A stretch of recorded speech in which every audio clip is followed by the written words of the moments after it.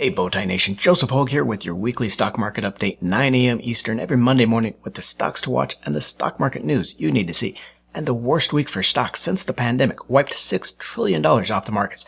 But as I said on the 24th, stocks are not likely done falling. That also doesn't mean that all stocks are crashing though. In fact, some are not only protecting your money, but making investors rich. I'm going to detail what to watch for in crash-proof stocks and reveal 7 stocks to buy, but stick around and I'll update my 2025 market outlook, show you the levels I'm watching, and exactly how to invest to take advantage of these prices. Please folks, watch through to that market outlook. I get questions all week about how to invest, how to make sense of this market. I'm going to answer all of them with that outlook. First though, let's get right to those stocks that have been bucking the downtrend. I've been vocal about warning investors that stocks were not done falling and it's likely to get worse before that rebound. The average tariff rates of 20% initiated last week is a giant hole in profitability for stocks. Net margins were mostly higher last quarter than the year before, with an average 12.6% profitability for the S&P 500 companies, but only 2 of the 11 sectors posted average profitability over 20% for the quarter. Now, companies pay those tariffs when they import their products, so it's now going to be a balancing act between profits and inflation. Companies pay those tariffs when they import their products, so it's now going to be a balancing act between profits and inflation. Companies can try to pass on as much of the added cost to consumers, preserving those profits, but then igniting inflation that hits consumers and the economy.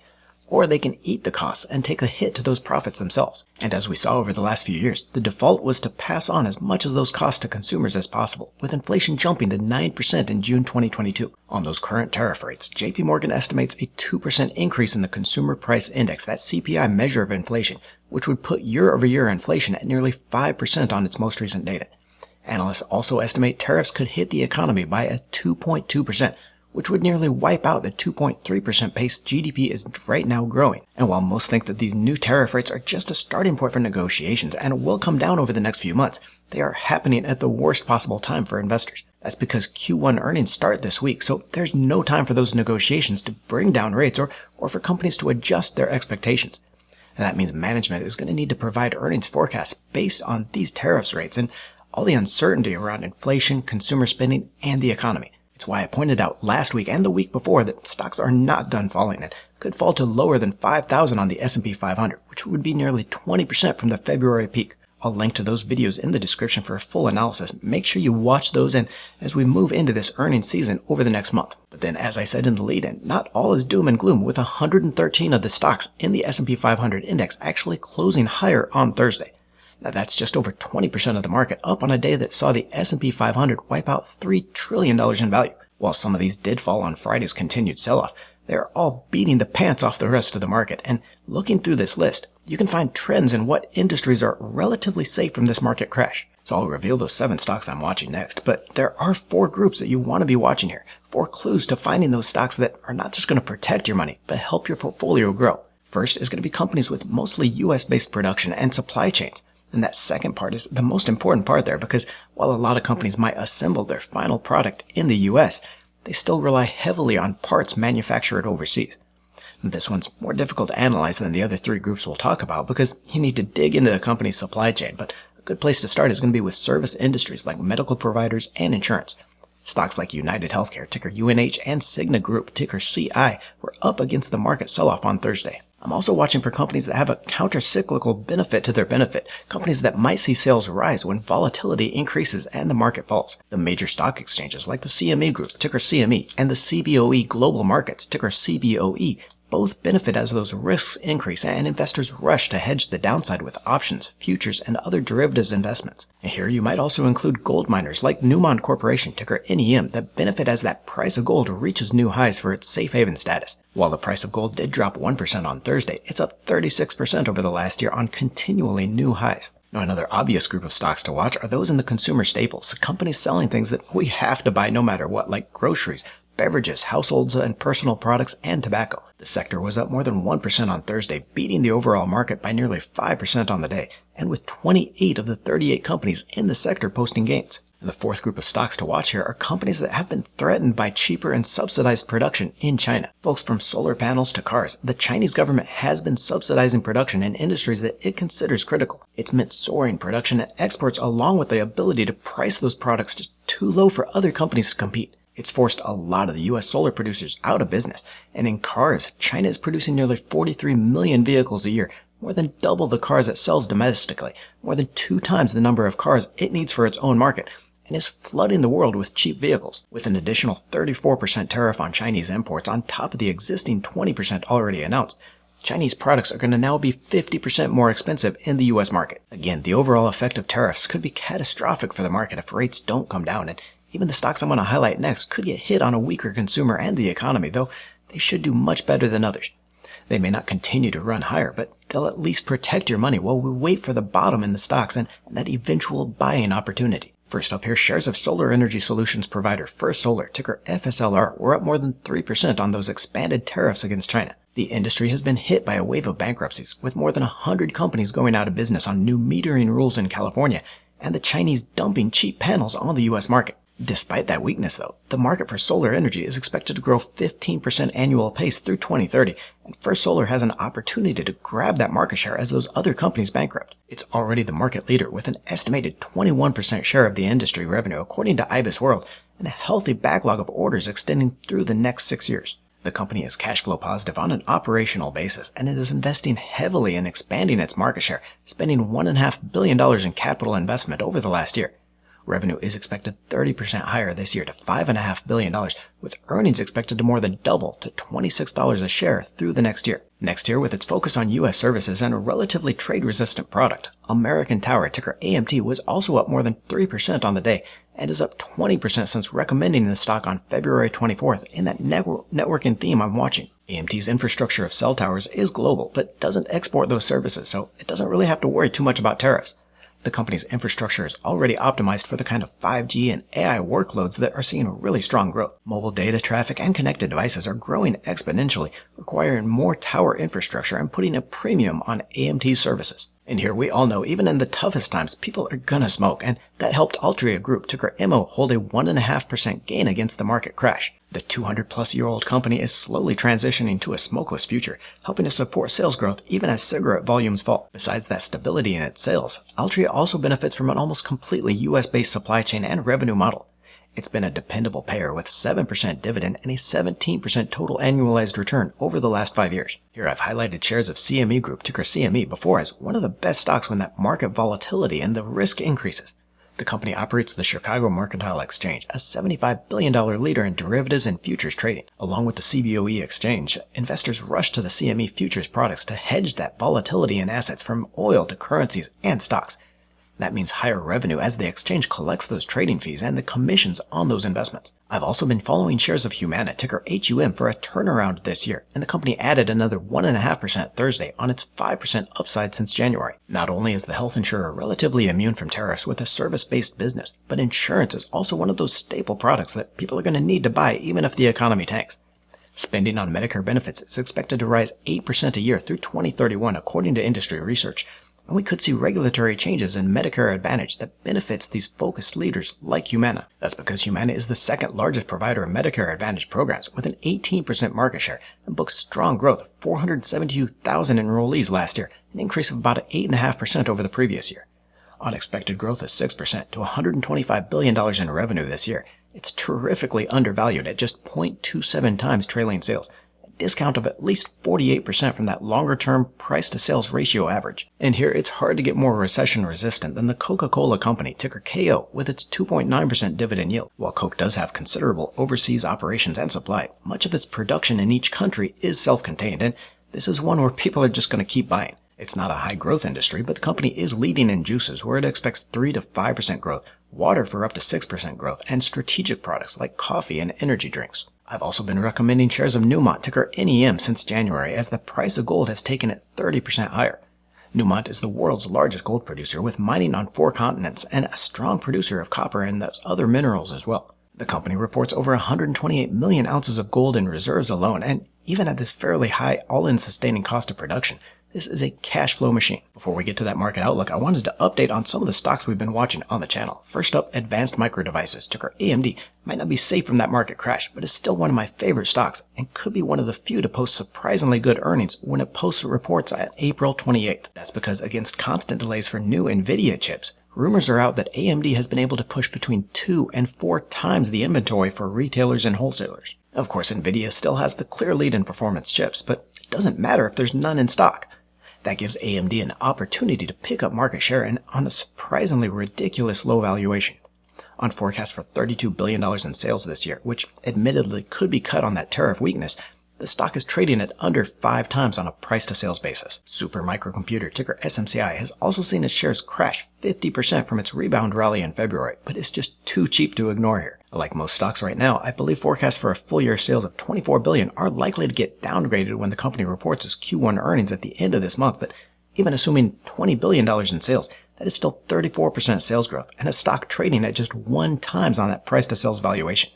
Whether the market falls further or not, that is a rare opportunity to pick up a growth stock that cheap. Looking at the bigger picture here before I take you through my market outlook, all 11 stock sectors closed sharply lower last week, with a 14% crash in energy stocks, even beating the drop in those growth sectors like technology and communication services. Energy stocks are now down 18% over the last year, easily the worst performing sector.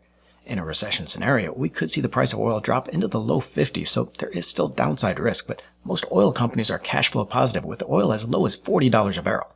That means even with a recession possibility, long-term investors can still gradually start adding into these stocks in the sector. And there were no absolute safe havens last week. Those stocks in the staples and utilities sector did play their usual safety haven status. Utilities fell harder from a 14% run-up over the last year that has left the sector relatively expensive, but should continue to provide some safety. Consumer staples and real estate could be the best safe havens going forward as people continue to buy those staples and then those lower interest rates help real estate stocks. On to our market outlook and how to invest. The good news is that stocks could find a bottom relatively quickly. The bad news is they probably haven't found that bottom yet. That's because we're about to see the knockout punch that's set up by the tariffs in this form of corporate earnings starting this week. It's the final date that I warned investors to watch for 2 weeks ago, and it's likely to end in peak fear for many investors. We'll first see inflation data on Thursday with the Consumer Price Index, that CPI report for March. Headline inflation is expected to have increased by 2.5% in the year to last month, down from the surprise 2.8% pace reported in the month before. An as-expected report would be a relief for the market, but still show that stubbornly high inflation considering economists are estimating an additional 1 to 2% increase from the tariffs over the rest of the year. Even at the low end of that, to a 3.8% annual pace of inflation would nearly double the Fed's 2% goal for price increases and make it very difficult for the central bank to support the economy with interest rate cuts. But that inflation report might seem like an afterthought because Q1 earnings reports are going to start with the big banks this Friday and, as I've been warning on the channel, are likely to be ugly. Nation's simple statistics rules say that as uncertainty goes up, any estimate ranges have to get wider. Companies are under an immense amount of uncertainty right now, and that means even if they provide that Q2 and full year estimates at this point, they're going to have to downgrade the forecast and widen their ranges. That downgrade is going to flow into analyst price targets for each stock and then into the stock market as a whole. Now, of course, some of this has been baked into the S&P 500, now down 17% from its February peak, but it's still likely to get worse. Investors are still hoping all hopes for a quick resolution on tariffs and a no recession scenario, but as recession odds do get higher and tariffs stay on longer, things could get out of hand. I warned March 24th that stocks weren't done falling. We're down another 10% from that point, and even I've been surprised at the pace of this selling. But it might not feel like it, but that's actually a good thing. You're already getting the market for a 17% discount, and some stocks even much cheaper than where they were just 2 weeks ago. Now, I'm not saying to rush in to buy everything right now, but every investor needs a plan for how they're going to take advantage of this sell-off. I realize the problem here is that everyone is in a different position. I recommended the barbell strategy in February, where you have half of your money in long-term growth stocks and then half in cash-like investments in bonds and money markets for that protection. That helped protect us from that 17% sell-off and gives us the firepower right now to buy in at these lower prices. But I understand that many of you are already all in on stocks, so I'm going to try to give a couple of different ideas for how to invest. Now, in our March 24th update, I said to wait until the S&P 500 reached between 5,000 to 5,300 as a market low. We broke through that level on Friday, and I'm ready to take advantage of some of these prices.